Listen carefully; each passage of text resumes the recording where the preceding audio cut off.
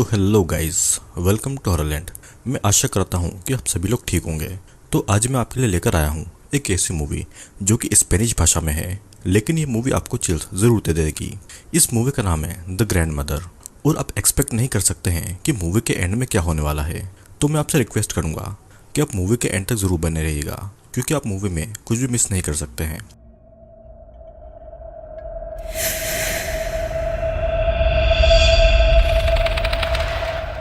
तो इस मूवी की शुरुआत में हम एक बूढ़ी औरत जिसका नाम इस मूवी में पिलर है, वो एक रेस्टोरेंट में बैठकर अपनी घड़ी को देखे जा रही थी। फिर उसकी घड़ी अचानक चलना बंद हो जाती है और वहां से निकलकर अपने घर पर जाती है, जहां पर वो देखती है कि जमीन पर एक और बूढ़ी औरत मरी पड़ी है, लेकिन पिलर को उससे कोई भी फर्क नहीं पड़ता है। फिर वहां पर दूसरे रूम से एक यंग लड़की बिना कपड़ों के बाहर आती है और उसके हाथ में एक छोटा सा टॉय भी था। अब पिलर इस यंग लड़की को ऊपर से नीचे तक देखती है और वो उसे गले लगाती है और ये सीन यहीं पर कट होता है। अब अगले सीन में हम कुछ लड़कियों को उनके अंडरगारमेंट में देखते हैं। ये लड़कियां सभी की सभी मॉडल थी और अपना ऑडिशन दे रही थी। इनमें से एक लड़की सुजाना भी थी, जो किसी मैगजीन या एडवर्टाइजमेंट के लिए सिलेक्ट हो गई थी। जल्दी सुजाना के अलग अलग ब्रांड्स के लिए शूट होते हैं और सुजाना पेरिस की एक नामी मॉडल बन जाती है। फिर सुजाना एक पार्टी में जाती है, जहाँ पर सुजाना की फ्रेंड एल्वीरा उसे एक दूसरी मॉडल जोई से मिलाती है। फिर सुजाना उसकी फ्रेंड एल्वीरा से रिक्वेस्ट करती है कि वो उसकी मीटिंग एक बड़े फोटोग्राफर से करवाए। अब पार्टी के बाद में सुजाना की फ्रेंड एल्वीरा उसे उस फोटोग्राफर से मिलवाती है। वो फोटोग्राफर सुजाना को ट्रक के लिए ऑफर करता है और उससे अगले दिन अपने स्टूडियो में बुलाता है। तभी सुजाना के फ़ोन पर एक कॉल आता है और उसे पता चलता है कि उसकी ग्रैंड मदर का एक्सीडेंट हो गया है और वो हॉस्पिटल में है। सुजाना की ग्रैंड मदर का सुजाना के अलावा और कोई नहीं था और वो अकेली थी। वो स्पेन में रहा करती थी, जबकि सुजाना पेरिस में थी। सुजाना अपनी ग्रैंड माँ को नाना बोलती थी और फिर उसे अपने बचपन की बातें याद आती है, जिसमें उसकी नाना अपनी फ्रेंड के साथ में बिना कपड़ों के डांस कर रही थी। अचानक सुजाना की नींद खुलती है और यहाँ पर सुजाना फ्लाइट से स्पेन अपनी नाना के पास में जा रही थी। सुजाना फिर हॉस्पिटल पहुंचती है, जहाँ पर उसे डॉक्टर से पता चलता है कि उसकी नाना को ब्रेन हेमरेज हो गया है। उसकी नाना तो ठीक है, लेकिन अब वो बड़ी मुश्किल से चल पाएगी और ना ही वो किसी को पहचान भी पाएगी। सुजाना की नाना यानी कि उसकी ग्रैंड माँ वो थी जो कि मूवी की स्टार्टिंग में दिखाई गई थी। सुजाना के माता पिता भी एक्सीडेंट में मारे गए थे, तो सुजाना के पास अपनी नाना के साथ रहने के अलावा और कोई ऑप्शन नहीं था। अब डॉक्टर सुजाना को एक ओल्ड केयर होम का नाम भी सजेस्ट करते हैं, लेकिन सुजाना खुद अपनी नाना की देखभाल करना चाहती थी। सुजाना फिर अपनी नाना को उनके घर पर लेकर आती है, जहाँ पर वो अपनी नाना की जवानी की फोटो देखती है। ये घर वही था जहाँ पर सुजाना बचपन में रहा करती थी और उसके बचपन की यादें ताज़ा हो जाती है। जब सुजाना बाथरूम में जाती है तो देखती है कि वहाँ पर मिरर नहीं लगा हुआ है, और फिर सुजाना जब बाहर कचरा फेंकने आती है तो वो खुद का फोटो बोर्ड पर लगा हुआ देखती है और उसे देखकर बहुत ही खुश होती है। सुजाना फिर मार्केट से एक छोटा सा मिरर लेकर आती है और फिर उसे बाथरूम में लटका देती है। फिर सुजाना को एल्वीरा का कॉल आता है, जहाँ पर वो उसे अपने ग्रैंड मदर की कंडीशन के बारे में बताती है। वो ये भी बताती है कि उसकी ग्रैंड माँ और उसका बर्थडे सेम डेट पर आता है और उसकी नाना दोनों के बर्थडे के लिए बहुत ही ज़्यादा एक्साइटेड थी। सुजाना अपने फ्रेंड एल्वीरा से माफ़ी भी मांगती है कि वो उस फोटोग्राफर से मिलने नहीं जा पाई, जिस पर एल्वीरा उसे कह देती है कि उसने दूसरी मॉडल जोई को वहाँ पर भेज दिया था, जिससे कि सुजाना खुश नहीं थी। अब सुजाना अपनी नाना को खाना खिला रही थी कि तभी उसकी नाना के गले में खाना अटक जाता है और फिर सुजाना उनके गले से अटका हुआ खाना निकालती है। सुजाना फिर अपनी नाना को उनके रूम में सुला देती है और खुद बाथरूम में अपना फेस वॉश करने के लिए जाती है। तभी उसे उसकी नाना की आवाज़ आती है और दौड़कर उनके कमरे में जाती है। वो देखती है कि उसकी नाना जोर जोर से चिल्ला रही थी और उन्होंने बेड पर ही टॉयलेट कर दी थी। सुजाना फिर उनको साफ करने के लिए आधी रात में बाथरूम में लेकर आती है। वो पहले तो उन्हें नहलाती है, जिसके बाद में वो उन्हें फिर से सुला देती है। अब सुजाना जब रात को फ़ोन चला रही थी तो वो जोई के इंस्टाग्राम को स्टॉक कर रही थी, जिसके बाद में वो सो जाती है। जब वो सुजाना नींद में थी तो उसे ऐसा लगता है कि कोई उसके कमरे में आया है और ये और कोई नहीं बल्कि नाना थी, जिसने कपड़े नहीं पहने हुए थे। वो पहले सुजाना का चादर खींचती है और फिर उसके लोअर को धीरे से नीचे खसकाकर उसके मुंह के अंदर उंगली डालती है, लेकिन असल में ये सुजाना का एक बुरा सपना था। फिर अगली मॉर्निंग जब सुजाना अपनी नाना को खाना खिला रही थी तो बिना वजह जोर जोर से हंसे जा रही थी, जिससे कि सुजाना बहुत ही ज़्यादा परेशान हो गई थी। फिर सुजाना देखती है कि पूरे घर की घड़ियों में 8 बजने में 5 मिनट की देर थी। और इस समय पर सारी घड़ियां बंद हो गई थी। ऐसा एक दो नहीं बल्कि पूरे घर की घड़ियों के साथ में हुआ था। अब सुजाना जब नहा रही थी तो उसके घर के डोरबेल बजती है, लेकिन जब सुजाना नहाकर बाहर आती है तो देखती है कि एक खूबसूरत सी लड़की उसकी नाना के पास में बैठी हुई है। वो अपना नाम इवा बताती है और कहती है कि वो उसके नाना की फ्रेंड है और वो अक्सर यहाँ पर उसके नाना से मिलने के लिए आती है और उसके पास में इस घर की एक्स्ट्रा चाबियाँ भी थी। सुजाना ये देखकर हैरान थी कि उसे इस घर की हर चीज़ पता है। फिर इवा उसे कहती है कि उसके भी ग्रैंड माँ की 3 महीने पहले डेथ हो गई है। अब इवा सुजाना से पूछती है कि वो आगे क्या करने वाली है, तो सुजाना जवाब देती है कि वो किसी नर्स को ढूंढेगी क्योंकि उसे अपनी जॉब के लिए वापस पेरिस जाना पड़ेगा। जिस पर इवा कहती है कि क्या वो अपने बर्थडे पर भी वापस नहीं आएगी क्योंकि उसकी नाना उसका बर्थडे बहुत अच्छे से सेलिब्रेट करना चाहती थी। और इस चीज़ को आप अपने माइंड में ज़रूर रखना क्योंकि पूरा खेल यहीं पर टिका हुआ है। सुजाना फिर किसी नर्स को अपनी नाना की देखभाल के लिए ढूंढ रही थी और उसे कल मिलने के लिए बुला रही थी।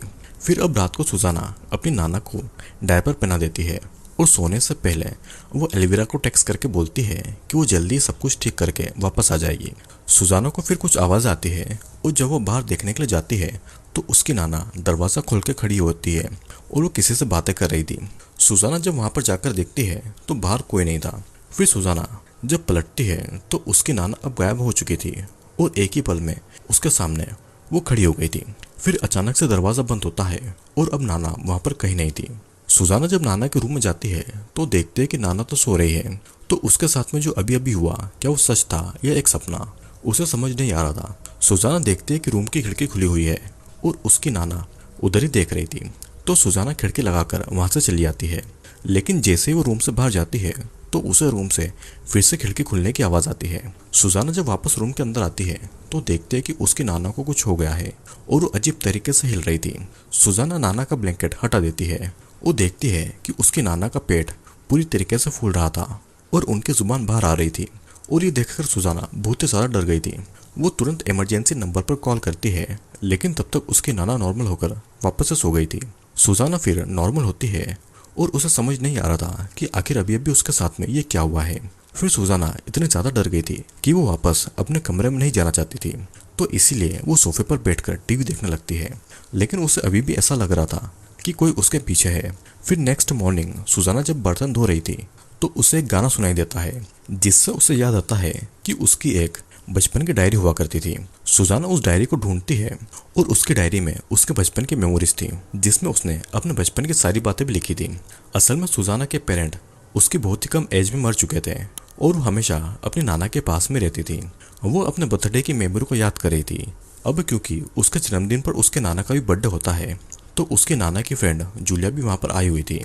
जूलिया की भी एक ग्रैंड डॉटर थी जिसका नाम इवा था, जिससे कि सुजाना पहले मिल चुकी थी। फिर सुजाना को उसकी नाना एक ड्रिंक पिलाती है जिससे कि वो होश खो बैठती है। फिर उसके बाद में नाना सुजाना के बाल काटकर उसे खा लेती है। ऐसा होने के बाद में सुजाना को रोज रात में अजीबोगरीब सपने आते हैं और ये सारी बातें फिर से याद करने के बाद में सुजाना फिर से डर गई थी। वो नाना को खाना खिलाते टाइम उससे पूछ रही थी कि वो बचपन में उनसे क्यों डरा करती थी, लेकिन नाना को उसकी बातें कहाँ सुनाई दे रही थी। सुजाना को एक फोटो भी मिलता है जिसमें उसकी नाना इवा के साथ में बैठी हुई थी। अब सुजाना घर के बाहर कचरा फेंकने के लिए जाती है, लेकिन जब वो वापस आती है तो वहाँ पर उसकी नाना नहीं थी। वो परेशान हो जाती है और उसकी नाना को वो सभी दूर ढूंढने के लिए निकल जाती है, लेकिन उसे कहीं नहीं मिलती है। फिर थक हार कर वो शाम को जब अपने घर पर आती है तो देखती है कि नाना घर में ही एक चेयर पर बैठी हुई थी। सुजाना फिर नाना को खाना खिलाती है, लेकिन उसकी नाना फिर से पागलों की तरह हंसे जा रही थी। सुजाना जब अपने रूम में जाती है तो सोते टाइम उसके ऊपर एक लाइट पड़ती है। जब वो उसे चेक करने के लिए जाती है तो वो अपने हाथ को देखती है जो कि एक बूढ़े इंसान जैसे हो रहे थे। उसका चेहरा भी बूढ़ा हो गया था और उसके दांत भी निकल रहे थे और सुजाना की मौत हो जाती है।